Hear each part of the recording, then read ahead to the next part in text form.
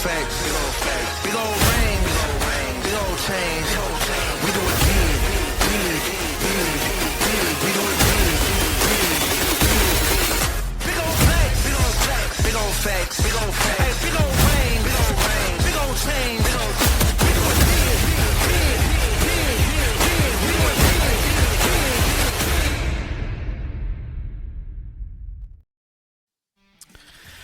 Salut tout le monde et bienvenue au podcast des Blue Jays, édition du 1er mai 2025. Bienvenue des Falcos avec Jeremy Filosa. Comment ça va, Philo? Comment ça va? Hey, ça va bien, ça va bien. Écoute, on espère que les Blue Jays vont avoir des meilleurs jours que ce qu'on a vécu dans la dernière semaine. Ça, c'est certain. Dernière fois qu'on s'est parlé, les Blue Jays entamaient une série de 3 matchs contre les Yankees. Ça avait bien commencé. Ensuite, il a mouillé samedi et t'as perdu le programme double. Justement, dimanche, on va en parler dans quelques instants. Journée de congé lundi, défaite contre Boston. La balle a voyagé. Et hier, notamment, victoire in extremis. Victoire dramatique des Blue Jays de Toronto après avoir tiré de l'arrière 6-0. Oui, 6-0. On y croyait plus. Les bâtons se sont réveillés.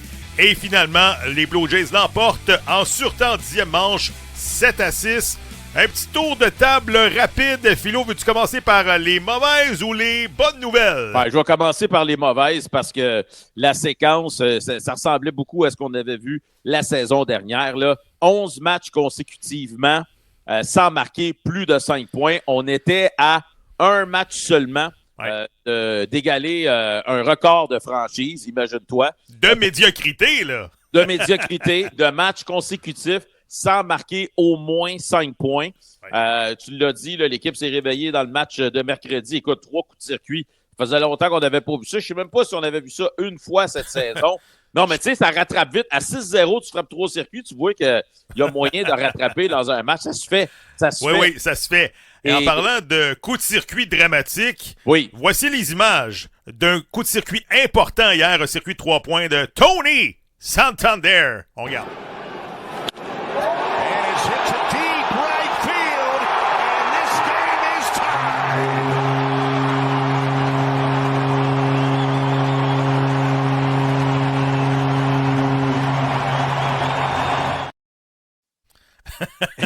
Anthony Santander, connu pour ses lents départs en début de saison. On est arrivé au mois de mai et il a frappé le long balle le 30 avril. J'espère qu'il va en avoir d'autres comme ça d'ici la fin du mois et en deuxième moitié de saison, là, ou bien en début de saison. Mais ça fait du bien de voir un gars frapper loin dans la droite, un circuit de 3 points. Et là, c'était 6-3, quelque chose comme ça. Et on revient tout le monde à la case départ. Et enfin, là, un gros circuit de Santander. Oui, puis John Schneider a dit après le match, quelqu'un qui a posé la question, puis il a dit « C'est pas le 1er mai qui s'en vient, là? » Il dit « C'est ça. » Fait qu'il commence à se réchauffer. C'est un 4e circuit pour Santander cette saison. Je l'ai moins aimé en prolongation, par contre, Santander, parce que Guerrero était au 2e comme coureur fantôme. Et son travail, c'était de faire avancer Guerrero. Et moi et mon fils, on sacrait auprès de la télévision lorsqu'il a frappé un petit ballon aux chansantes. Mais à notre grande surprise, Vladimir a été extrêmement agressif là-dessus. Il a surpris la défensive des Red Sox en tentant d'aller chercher un but de plus et ça a porté fruit. Alors, j'ai vraiment aimé l'agressivité de Guerrero là-dessus. Je sais qu'il aurait pu se faire prendre, mais regarde, t'essayes de gagner un match. Là, absolument, et surtout, t'as rien à perdre. T'es en prolongation. Essaye d'être agressif et les dieux du baseball ont fait en sorte que la balle a ricoché sur Vladimir. Il était sauf au 3e but. Et qui d'autre que Captain Kirk qui donne la victoire en prolongation. Il a frappé la balle d'aplomb, Captain Kirk, dans ce match-là. Il a frappé la longue balle et également le coup sûr opportun pour donner la victoire. Je pense que ça va faire du bien parce que si les Blue Jays avaient perdu ce match-là d'une façon, je sais pas, là, vraiment plate, un 6-1, un 6-2, tu te retrouves à 13-17. Je sais pas qu'est-ce que ça va faire comme victoire, comme ambiance dans le vestiaire, cette victoire-là, mais ça fait du bien de voir des gars frapper la longue balle, frapper à 420 pieds du marbre. Des gros frappeurs se sont fait justice dans cette rencontre-là. Santander, la longue balle. Varsho, son premier de la saison. enfin, il est revenu au jeu. Ça va faire du bien. On va regarder son circus catch dans quelques instants. Là. Mais au moins, là, ça peut être une victoire déterminante pour peut-être les 15-20 prochains matchs. J'écoutais Denis Casavant justement hier, puis il mentionnait que c'est peut-être une victoire là, qui va propulser les Blue Jays à un autre niveau d'ici peut-être là, les prochains matchs. Qu'est-ce que t'en penses? Ben, écoute, je veux en voir plus parce que, tu sais, moi, là, quand je regarde la séquence que vient de traverser les Blue Jays, je te dirais plus que ce match-là, c'est l'anomalie dans la séquence parce que dans les autres matchs, on n'a pas frappé la balle du tout. Tu sais, je me répète encore une fois, mais c'est une deuxième semaine consécutive que je le dis. Je suis toujours là et je prêche pour le baseball de situation, mais Tabarouette n'a tellement pas de coureurs sur les sentiers que tu pouvais même pas faire ça. Alors là, ça fait du bien. Moi, je suis confiant qu'un gars comme Guerrero, à un moment donné, tu sais, il va retrouver sa puissance. C'était un peu la même chose la saison dernière. Santander aussi, il va se remettre à frapper des longues balles. Ça, il n'y a pas de problème. Mais c'est le reste de l'alignement qui m'inquiète. On se met pas grand-chose sous la dent. Tu sais, je regardais, je l'ai partagé sur les médias sociaux, hier ou avant-hier, je m'en souviens plus. Tu sais, le nombre de joueurs dans l'alignement qui frappent en bas de 230, je pense qu'ils étaient une quinzaine. Là, Oui, c'est beaucoup. Puis l'affaire, c'est qu'entre Guerrero, puis là, j'utilise des chiffres là, de plus tôt cette semaine, tu sais, Guerrero à 285. Ensuite de ça, ça tombait à Kirk 229. Il n'y avait rien au milieu. Il n'y avait personne qui frappait entre 229 et 285, c'est soit t'es bon ou t'es mauvais. Si les Blue Jays veulent faire les séries cette année ou bien avoir du succès, va falloir que ton Big Three, que ce soit Bichette, Vladimir et Santander, qui soient sur la même page et qui commencent à frapper la baballe, puisque tu ne pourras pas compter sur Miles Straw pour traîner ton équipe, sur Alan Rodden, sur Wagner, sur d'autres joueurs comme Addison Barger, qui sont jeunes, qui apprennent leur métier, qui apprennent sur le tas, mais je veux dire 240-250 millions de dollars de masse salariale. Je m'attends à beaucoup plus de Bichette, Santander, je peux même impliquer George Springer qui a un bon début de saison, 306 jusqu'à maintenant. Mais tu sais, Beau Bichette, encore une fois, il frappe la balle d'aplomb, mais il frappe pas encore de coup de circuit. Ça fait longtemps qu'il n'a pas frappé la longue balle, notre ami Beau Bichette. Dalton Varsho, bon, je sais que c'est mince, c'est 2 en 7, c'est 2,86. Si ces 5 joueurs-là peuvent être en santé et peuvent frapper la longue balle avec régularité, les Blue Jays, il n'y aura pas de problème. Mais si, comme tu dis, on assiste aux 2-3 dernières semaines du côté des Jays, les Vladimir en léthargie, même chose pour Santander. Tu sais, Santander, c'est le fun, il a frappé un circuit de 3 points, mais c'est 175 de moyenne depuis le début de l'année. 175, là. Tu parles de la Mendoza Line, il va falloir commencer à inventer une autre ligne pour la moyenne à 150 parce qu'on se rapproche dangereusement du 150. Là, tu sais. Ben, écoute, la semaine prochaine, là, on va parler peut-être un peu plus en détail de ce que le baseball peut faire pour aider l'attaque à marquer des points parce que l'attaque est vraiment en pente descendante dans tout le baseball majeur au moment où on se parle. Les frappeurs de 300 sont devenus d'une rareté incroyable, mais moi, j'aimerais vraiment ça qu'on rallonge un peu l'alignement. Springer, là, je pense qu'il a prouvé qu'il connaît un bon début de saison. Est-ce qu'on peut l'insérer au 2e rang? Est-ce qu'on peut faire décaler Vladimir et Santander d'un rang chacun, 3e et 4e? Varsho peut-être 5e si jamais il continue de bien frapper la balle. On verra. Ça s'est bien passé à Buffalo. Là, il a frappé déjà un circuit avec les Jays depuis son retour au jeu. Mais il faut trouver des solutions. Il faut brasser la soupe un peu. Moi, c'est une des choses que je reproche à John Schneider. C'est tu regardes aller ton alignement, tu regardes aller. Hey, là, ça fait 11 matchs, tu n'as pas marqué 5 points. Brasse la soupe un petit peu, mon chum, là, parce que... Et surtout, lorsque les joueurs vont bien, on les retire de l'alignement, comme Addison Barger, il y a la semaine dernière, qui avait épinglé, je pense, 3 joueurs en défensive. Et le gars est en pleine confiance. Les 2 autres journées d'après, il joue pas. Donc, c'est ça qui m'énerve un petit peu de John Schneider. Avant de parler des partants un peu. Juste, une petite vas-y. Avec le retour de Will Wagner qui s'en va à Buffalo. Ouais. C'est un peu particulier parce que là, Barger... il n'y a plus vraiment de place pour lui dans le champ extérieur, malgré son bras. Il a un bras canon, il a fait des très beaux jeux. Mais là, avec le retour de Varsho, il va jouer où, Barger? Alors là, peut-être Barger va partager son temps avec Clement un peu au 3e, mais ça fait beaucoup de... au champ extérieur, pas beaucoup à l'avant-champ. Il peut partager le travail avec Andrés Jiménez qui montre absolument rien depuis 2-3 semaines. On va en parler dans quelques instants. Mais avant de parler des partants qui en arrachent du côté des Jays, on regarde le catch spectaculaire de Dalton Varsho cette semaine. That backspin that he seems to normally have. Here's a drive to deep center. Varsho back. And did he catch that ball? He caught that ball.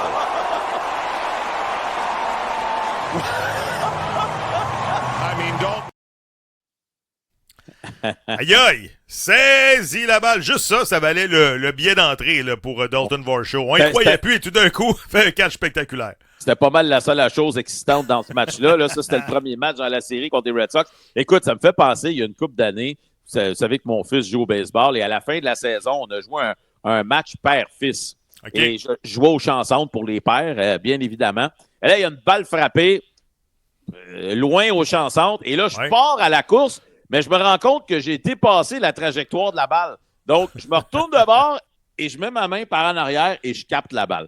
Et écoute, j'en ai mis plein la vue aux jeunes. J'ai dit, regarde, c'est le même qu'on pogne ça, une balle au champ extérieur, les jeunes. Alors, ça fait penser un petit peu à ce jeu-là que j'avais fait avec mes kids. Mais écoute, c'est pour ça que Varsho est là. C'est pour ça que c'était un gars doré. Et voilà, il y en échappera pas beaucoup cette année. Là. C'est ce qu'on appelle jamais démissionner sur un ballon au chanson du côté de Dalton Varsho. Bon, les partants en arrachent.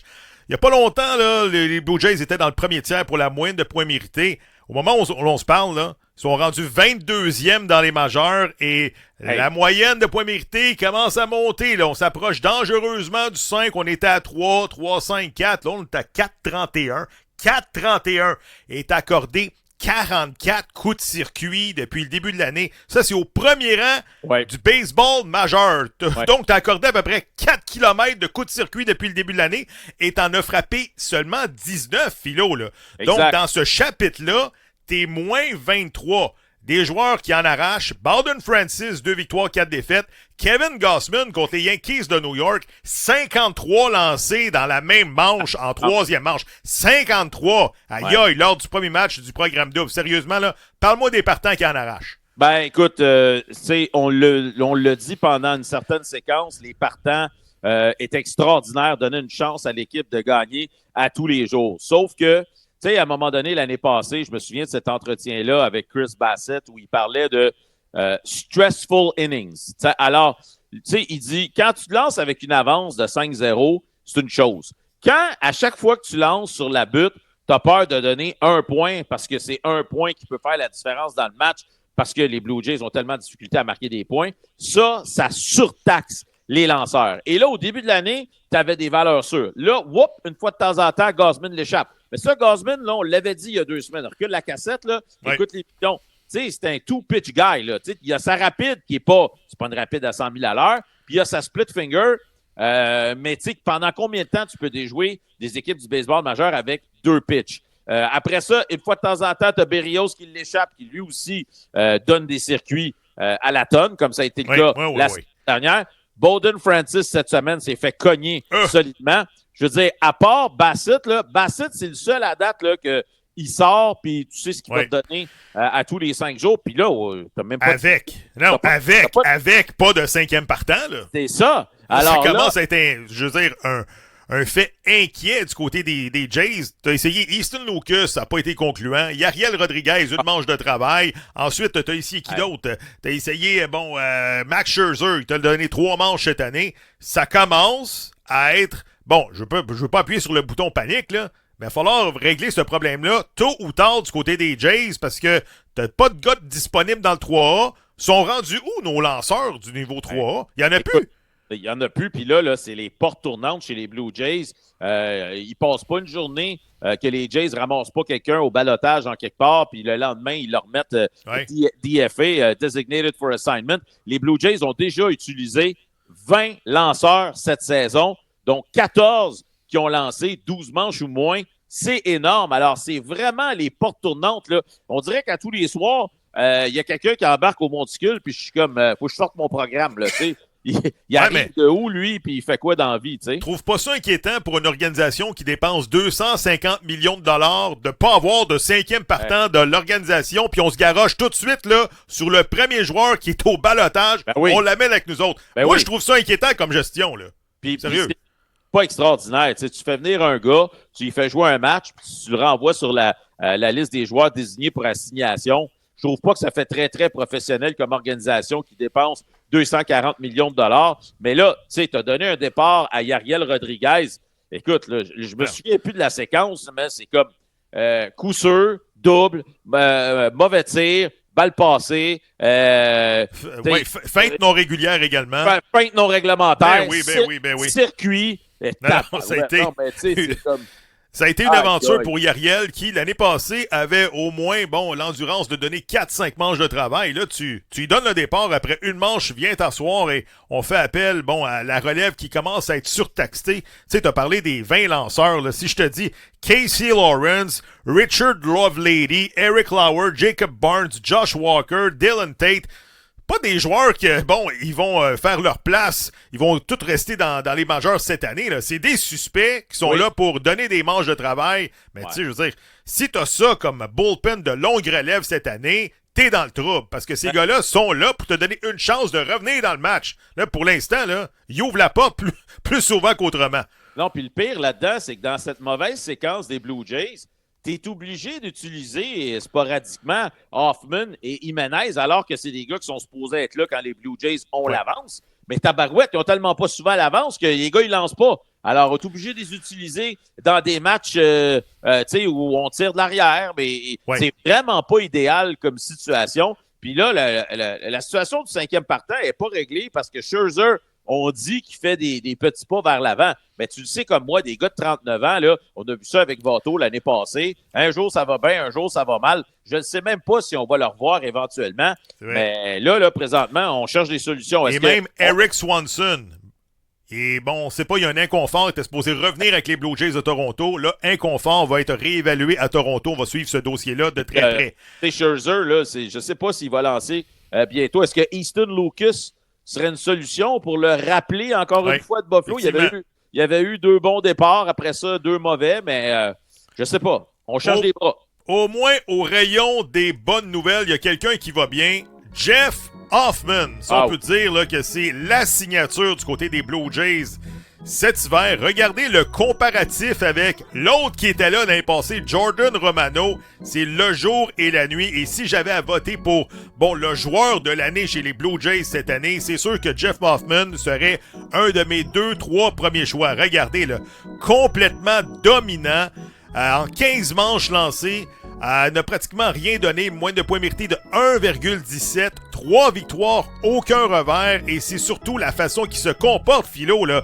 Lance souvent des 2 manches de travail en prolongation, et c'est tout simplement remarquable du côté de Jeff Hoffman, qui il la pousse, il fait le travail, il ferme la porte, et surtout, comme je mentionnais, les frappeurs ont l'air un petit peu là, débalancés du côté de Jeff Hoffman, qui est tout simplement tout feu, tout flamme cette année.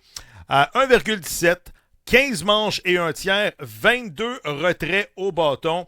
Et surtout, là, les adversaires frappent pour 154 seulement contre Jeff Hoffman. Donc, Jeff Hoffman, écoute, pour reculer la cassette, c'est un joueur qui avait passé un examen médical avec les Orioles de Baltimore. Et là, tout d'un coup, Baltimore avait dit non, on n'a pas besoin. Je pense que tu vas être un risque de blessure. S'en va avec les Blue Jays de Toronto. Pour moi, c'est le joueur de l'année avec les Jays, tout simplement fumant. Il dégage une confiance lorsqu'il arrive au monticule, Philo. Absolument. Il est extraordinaire, vraiment. Il est dominant, il est intimidant. Et ce que j'aime, c'est que John Schneider n'attend pas nécessairement des situations de sauvetage pour l'amener. Oui. Quand on est dans une situation corsée, tard dans le match, même si c'est en 8e ou quoi que ce soit, même si c'est une situation pour préserver un match égal, on l'amène. Mais moi, je pense que c'est la bonne solution. Honnêtement, le chiffre, là, moi, là, des sauvetages, je m'en fous comme l'an 40. Je veux l'avoir au monticule alors que le match est sur la ligne. Même s'il faut que ce soit Jimmy qui vienne ensuite de ça fermer un match, c'est pas grave. Mais je veux l'avoir au monticule quand ça chauffe parce qu'au moment où on se parle, il est intouchable. Même chose avec Yemi Garcia, une moyenne de 0 depuis le début de l'année, donc il donne rien. Si les Blue Jays sont en avance, je le répète, en 8e et en 9e, c'est pratiquement terminé. Garcia en 8e et à notre ami Hoffman en 9e. C'est surtout la façon que Hoffman lance là, en prolongation. Il s'en fout qu'il y ait un gars au deuxième but. Il va chercher le gros retrait au bâton, le petit roulant, et bon, le coureur vient pas frapper, vient pas marquer. En tout cas, une note de A+ du côté de notre ami Jeff Hoffman. Andrés Giménez, pour sa part, Philo, ça commence à m'inquiéter puisqu'il avait connu une bonne semaine au bureau lors de la première semaine des Blue Jays en 2025. Depuis ce temps-là, aïe aïe, sa moyenne dégringole. Et là, je suis très, très poli. 165 de moyenne depuis le début de l'année. Seulement, 18 coups sûrs en 109. Regardez, à ses 9 derniers matchs, je pense que c'est un coup sûr à ses 9 derniers matchs. C'est pas compliqué, là. C'est 0 en 3, 0 en 4, 0 en 4, 1 en 3, 0 en 4, 0 en 4, 0 en 4. Écoutez, il a besoin d'une couple de journées de repos parce que présentement, il coûte des matchs. Il fait absolument rien offensivement, Andrés Giménez. C'est un retrait automatique pour l'instant avec Andrés Giménez. T'sais, j'ai de la misère avec John Schneider qui, il prend son temps. Je comprends que là, écoute, le gars, il frappait 4e au début de la saison. Là, il est rendu 8e. C'est parce que là, il arrive sur le bord là, de se retrouver sur le banc. Là. C'est ça la réalité. Mais, mets Clement au 2e, mets Barjo au 3e, donne-lui une couple de journées de congé parce que là, ça fonctionne vraiment pas. Il fait mal à l'équipe parce que non seulement il ne frappe pas des coups sûrs, mais il se fait retirer sur 3 prises à répétition. Il frappait encore au cœur de l'alignement. Là, au moins, on l'a décalé. Mais moi, je pointe vers la direction et je répète la même foutue question. Mais qui demandait un joueur de deuxième but qui frappe à peine pour 200, mais qui est extraordinaire défensivement? Je te prendrais Spencer Orwins à sa place, moi, aujourd'hui, qui coûte une fraction du prix. N'oubliez pas qu'Jiménez est signé jusqu'en 2030 pour une moyenne de 15 millions de dollars par année d'ici là. On va faire quoi avec ce gars-là? Dans quelques années, il va toucher un salaire de 23 millions par année. Même, 23. IKF l'année passée, tu aurais pu l'insérer là, il aurait frappé pour 250, 260, t'aurais pas fait mal.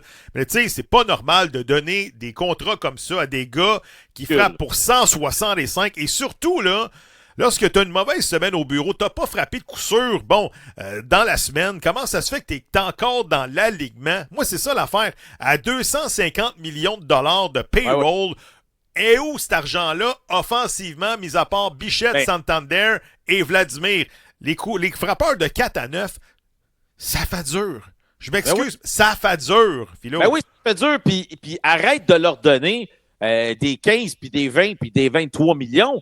Des gars qui frappent là, qui frappent pour 200, 220, 230, pas plus que 5 millions. Puis même 5 millions, c'est très, très, très grassement payé. Alors, il y a beaucoup d'argent qui est gaspillé. Je me souviens de la réaction quand cette transaction-là a eu lieu. On s'est dit, OK. Tu sais, tout ce qu'on entendait là, des Guardians, c'est qu'on voulait, excusez l'expression anglophone, on voulait faire un salary dump. Tu sais, on voulait se débarrasser d'un gars qu'on payait trop et qui frappait pas assez. Alors, je sais pas à quoi pensaient les Blue Jays quand on s'allait chercher ce gars-là, mais ils vont trouver le temps long. Puis, je m'excuse, là, mais John Schneider, là, il veut-tu garder sa job? Oui, non. Il veut-tu gagner des matchs? Oui ou non? Ben, je suis désolé. Lui, il doit rien à Giménez. Je comprends, là, qu'il gagne un gros salaire, là, mais c'est parce que là, tu m'aides pas à gagner. Présentement, écoute, tu nous nuis. Je suis inquiet pour l'évaluation du talent du côté des Jays. Là. Lorsque je regarde ce matin, là, Teoscar Hernandez, là, avec les Dodgers de Los Angeles, a déjà frappé 9 coups de circuit depuis le début de l'année. Il est 3e dans les majeurs. 3e dans les majeurs. Comment ça se fait? Tu n'as pas été capable de ramener ce gars-là. Écoute, il aurait fait toute une différence, puis tu aurais probablement joué pour en haut de 500 depuis le début de l'année. Pour l'instant, là, faut que tu te rabattes sur Nathan Lukes, puis Miles Straw, puis Barger, puis Wagner, puis Roldan. Ça fonctionne pas. Ça prend des valeurs sûres. Ben, c'est ça, je te dis. Surtout, là, du côté des voltigeurs. D'habitude, tes voltigeurs, c'est tes meilleurs athlètes. C'est des gars qui sont capables de frapper pour la moyenne et la puissance. Là, t'as Varsho, Springer, Santander de temps en temps. C'est avec un paquet de suspects peut pas fonctionner, Philo. Là. Non. Ça peut pas fonctionner. Ouais, je suis d'accord avec toi. Moi, là, si j'étais le propriétaire des Blue Jays, je dirais, oui, là, on a de l'argent. Oui, on en dépense de l'argent. Mais à un certain moment donné, là, tabarouette, on peut-tu pas payer 20 millions pour des gars qui frappent en bas de 2 ans? Peux-tu faire ça? C'est pas si compliqué que ça. By the way, Santander a demandé au gérant John Schneider de jouer en défensive plus souvent à partir de maintenant, même sur le gazon synthétique, parce que en tant que frappeur désigné, il a expliqué au gérant qu'il ne se sentait pas dans la game et que ça ne l'aidait pas au bâton. Alors, attendez-vous à le voir sur le terrain plus souvent. Ne se sentait pas impliqué dans le match, probablement. Ouais. Philo, il reste 2-3 minutes à l'émission. Qui remportera la section Est? Tu me disais en dehors des ondes que selon toi, la division Est est ouverte à tous et puis tu vois pas quelqu'un qui va justement là, se lancer au premier rang puis qui va prendre le lead, entre guillemets. Ben, malgré toutes les blessures, les Yankees trouvent encore le moyen quand même de gagner plus de matchs qu'ils en perdent. Ils sont encore très spectaculaires à regarder.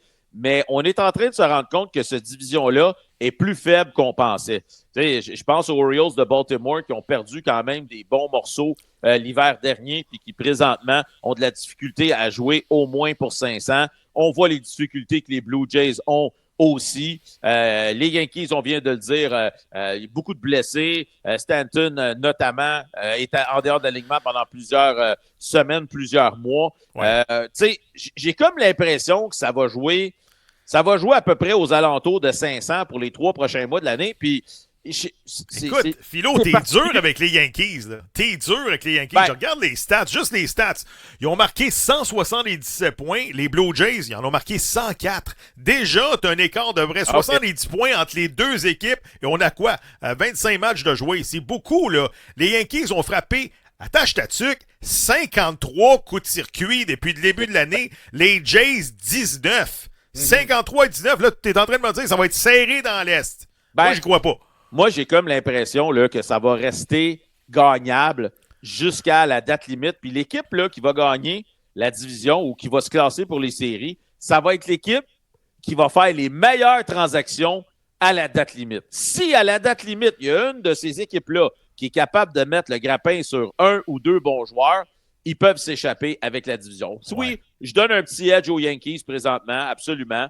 Clairement, c'est la meilleure équipe de la division, même si c'est pas fracassant, mais c'est quand même très bien. Mais je te le dis, j'ai comme l'impression que cette année, ça va jouer à la date limite des transactions. 18 victoires, 13 défaites pour les Yankees. Quand même, au 4e rang, là, pour la moyenne de points mérités, 3,72. Je veux dire, présentement, joue du meilleur baseball, frappe la longue balle. On l'a vu contre les Blue Jays en fin de semaine passée. Qu'est-ce qu'on surveille du côté des Jays en 20 secondes, Philo, pour la prochaine semaine? J'espère en tout cas que notre ami Andrés Jiménez va se motiver un peu d'affronter son ancienne équipe, les Guardians de Cleveland, cette fin de semaine.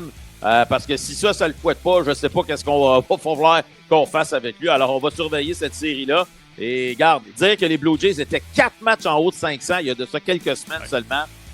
Et là, ben voilà, on est encore à la recherche de revenir au niveau de 500. C'est difficile de dire les Guardians au lieu de l'autre nom. Hein? Écoute, 50 ans, là, je les ai appris les autres noms pendant 48 ans. Qu'est-ce que tu veux que je fasse? Voilà ce qui complète. À la semaine prochaine pour un autre podcast des Blue Jays. Salut tout le monde. Bye bye.